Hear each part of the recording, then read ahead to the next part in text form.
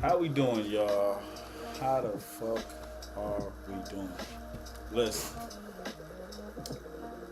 feel like it's been forever. I know I did an episode last week, and maybe I'm tripping. I think I did though. Let me see. When was that last episode? That was 11 days ago.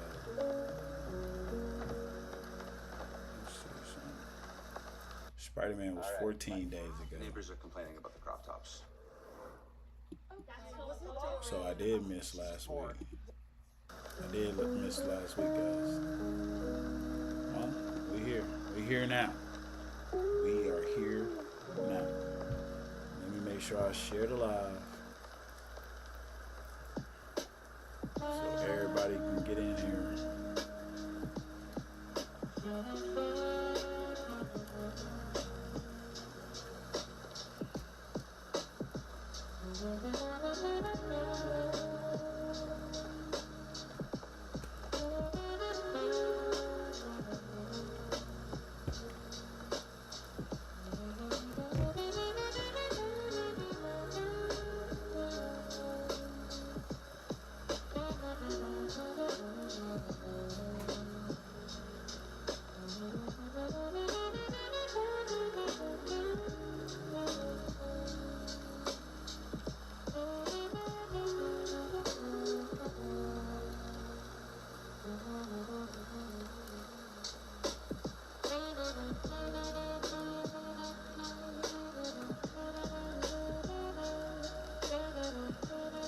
What track we gonna play for it? We're about to start in a minute, y'all. Just getting the track for this.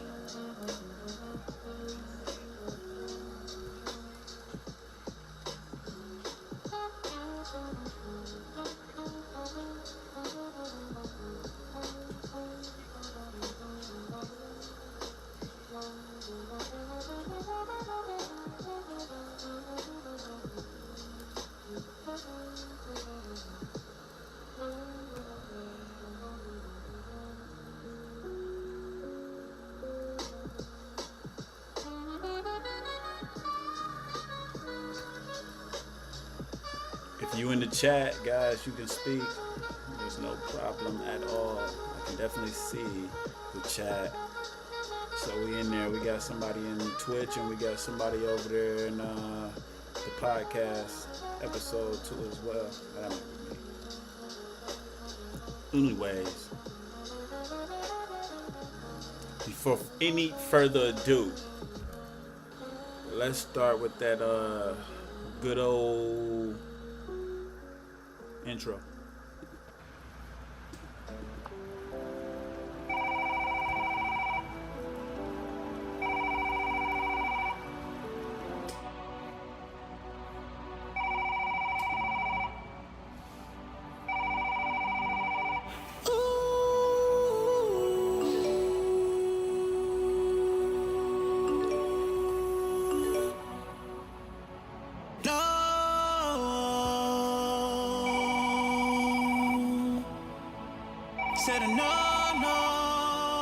Your call has been forwarded to an automatic voice message system. The track gods are here. Is not available.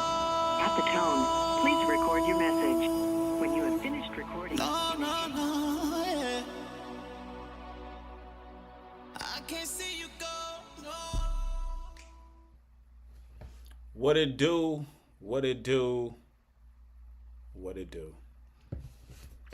Back for another episode. This should be episode 70, 78. Are we on 78, y'all? Yeah, we on episode 78. Usually my episodes were going to be like the ones that I edit, but these live videos just makes it a lot more easier. I ain't gotta edit them and it's already together. So, you know what I'm saying? I don't really do too much cuts in any way, so like it really doesn't matter. You might catch a commercial or something in that, but it's good. We all here. We in this bitch. I do need to change the title for episode 77, but that was the spoiler spoiler review with Spider-Man: Brand New Day, which was actually a good ass movie. Broke the box office, damn near hit over like 2 billion. Crazy. I went to go watch it twice. I was gonna go watch it a third time, but I'm gonna chill on it right now. Got some other shit I need to do. But today, I needed to do this episode. It's been 14 days and I haven't did an episode. And I guess these last 2 weeks, really, I've been just like, I had my boy come in town, and that made it a little bit difficult. And I kind of like slacked a little bit, and also just got my mind right. Had to get my mind right. Had to rest, and just when your mind just asks for that rest, you just got to take it. So I went with it and chilled, kicked it, and we back. We back like I never left. Today, we speak on a little bit of the NBA schedule. We're going to do tip-off. We ain't going to do Christmas. We're just going to do the tip-off, the start of everything. And then, the big news of today is my boy, Russ. Russell Westbrook, man. Retiring after 18 years. So we're gonna start. Let's start with Russ, cause I ain't gonna lie, man. We start sad and then we get geeked for the next year. But I ain't gonna lie, I am a bit sad that Russ will no longer be with us on the court, man. That just sucks. But he has a little video, I guess, showing it, the Museum of Unspoken Answers, narrated by Michael B. Jordan. Okay, Michael. Legendary season, man. This man is one of the triple-double machines. This man averaged a triple-double before your boy, I think before Jokic was. But, like, man, he was doing his thing, man. It was crazy. And to see where it's went, I still feel like that man could do some things on the court, and rightfully so, man. 18 years, bro. Still moving the way you move, bro. It's crazy work. But, it's come to an end. And not only that, man, this is not going to be the last of a bunch of money. Like, it's a bunch of people that's about to start retiring. A bunch of these older heads are starting to retire. They're about to get up out of there. And it's crazy. My boy Curry, LeBron, KD, Kyrie at some point, you know what I mean? Them the main ones I'm thinking of, you know what I mean? Those going to be the ones that are like the last of our dying breed, you know what I mean? The people I watch, from their beginning career go all the way up to the end. So it's like, it's going to be crazy to see it being a whole new year. I mean, a whole new league in the next 4 to 3 years. Those guys are going to be out of here. So my boy Russell Westbrook was one of the first ones to jump out of there. There's a lot of people that kind of jumped out, but this is just a big one. This hit home for me. So we're gonna check out this video together. I was going to watch it, but then I was like, you know what? I'm gonna say this for y'all, and we're gonna watch it together. So reaction video time. Every museum has a curator, and every exhibit, they have a story. But some stories don't need someone to tell them. They just speak for themselves. So tonight, I'm not going to tell you what any of this means.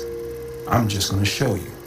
And I'm going to ask them a few questions along the way. Not because I expect an answer, but because some things deserve to be asked, even in silence.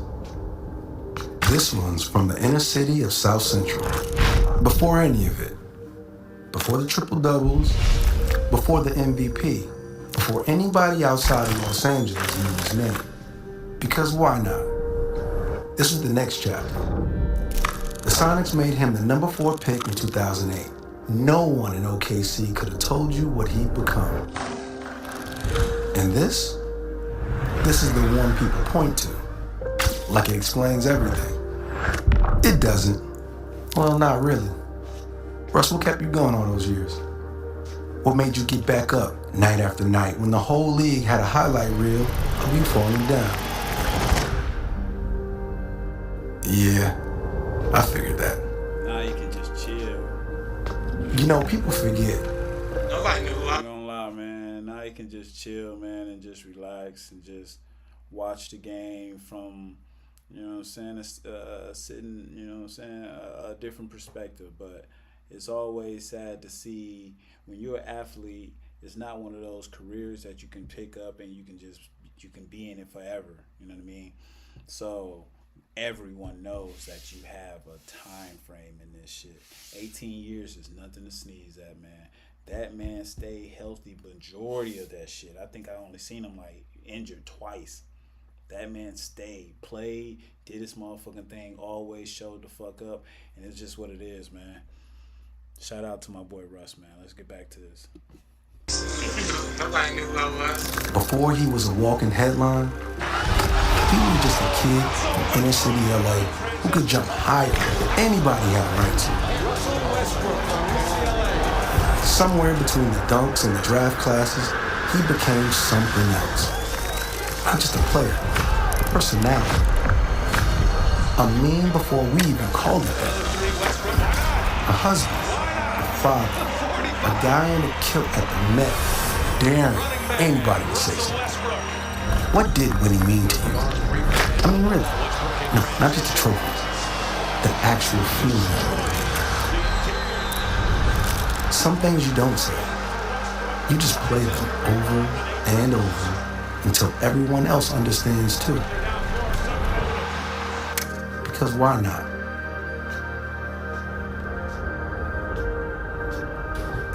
This swing isn't finished yet. That's not a mistake. We left it this way on purpose. Because whatever's next, the mentorship, the foundation, the kids who are gonna grow up wanting to move just like he did, that part hasn't been built yet either. Were you ever afraid of what happens after the game stops needing him? This swing isn't finished.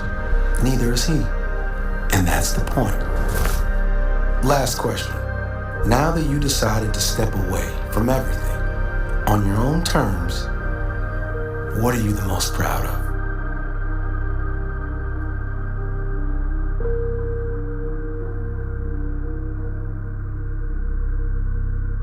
That might be the best interview I've ever done. He didn't say a word. And somehow, I understood everything.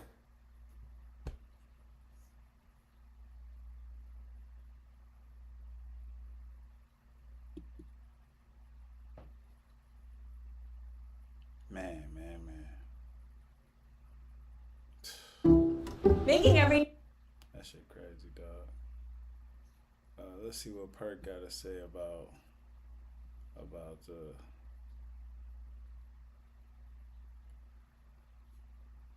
Let's see what Perk had to say about the whole drill.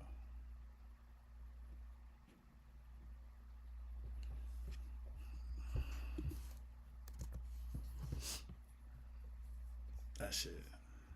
Yeah, man.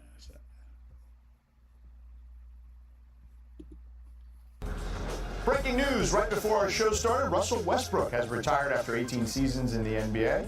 Played for 7 different teams. He was the league MVP in 2017 and leads the game as the all-time leader in triple-doubles with 209.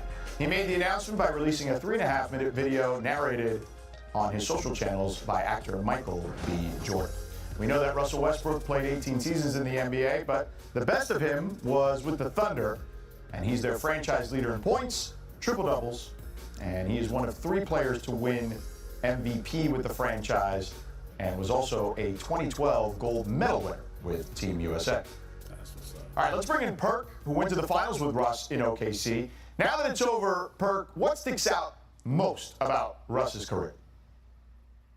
I mean, where do you want me to start? I mean, off the floor, when you talk about one of the best individuals I ever been around, loving, caring, and I haven't spoken to Russ in a minute, but I got real love for that for Russell Westbrook, his entire family, Mama Westbrook, OG Westbrook, his brother Wade Westbrook, Nina, and the entire kids, their children as well.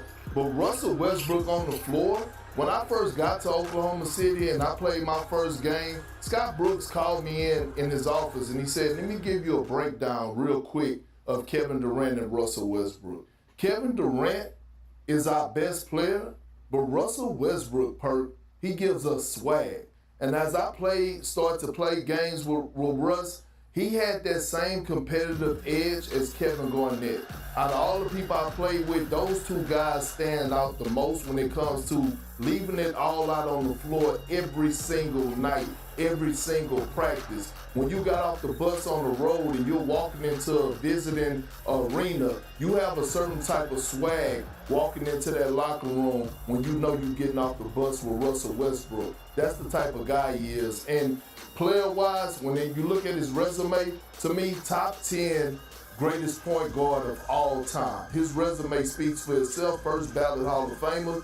I'm just proud to sit here and say that I'm happy and love every moment that I shared with him on the floor and off the floor. And by the way, we both were Dallas Cowboy fans before I ended our relationship with my relationship with the Cowboys 7 years ago. Perk, for the youngins who didn't get a chance to watch him in his prime, you played with him and against him in his prime. The level of athleticism was literally off the charts, it felt like.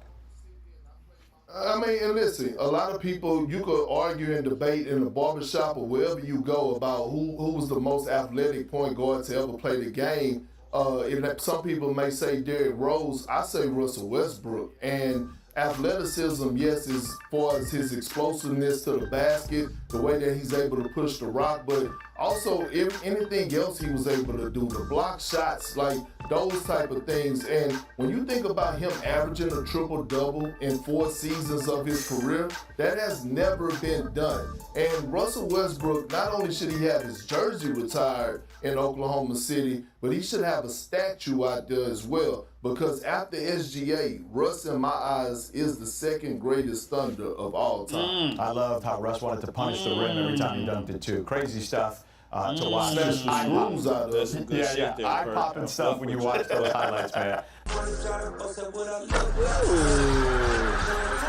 Listen. Russ, man. He was everything to the game, man.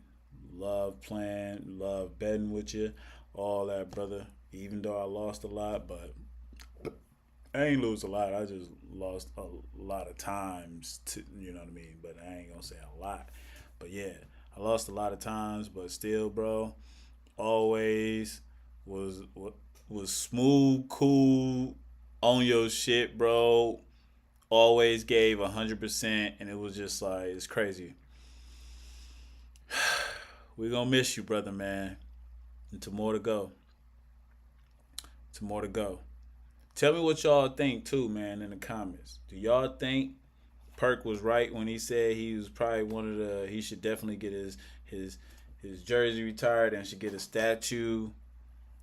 The man did 4 years of averaging a triple-double. That is unheard of. But, like, he said that he was the second best OKC player next to Shea. That's a tough one. That's a tough one. Not a tough one in the sense of like tough to kind of like factor if it's true or not. It's just a tough one in the sense of like, man, that shit is real. That's because I believe it. I believe it, man.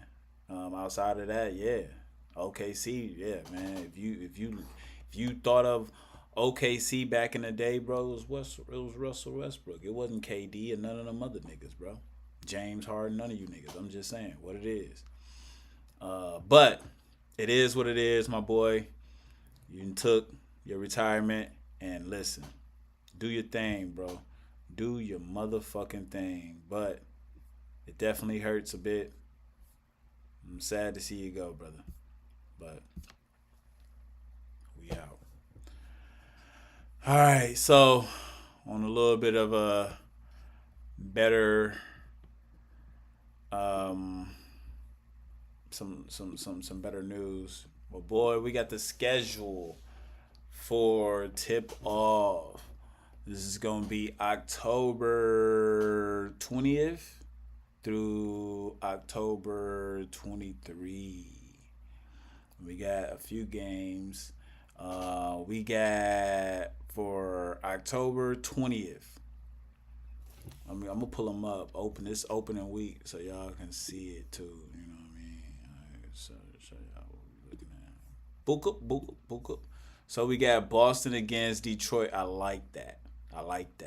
76ers versus Knicks.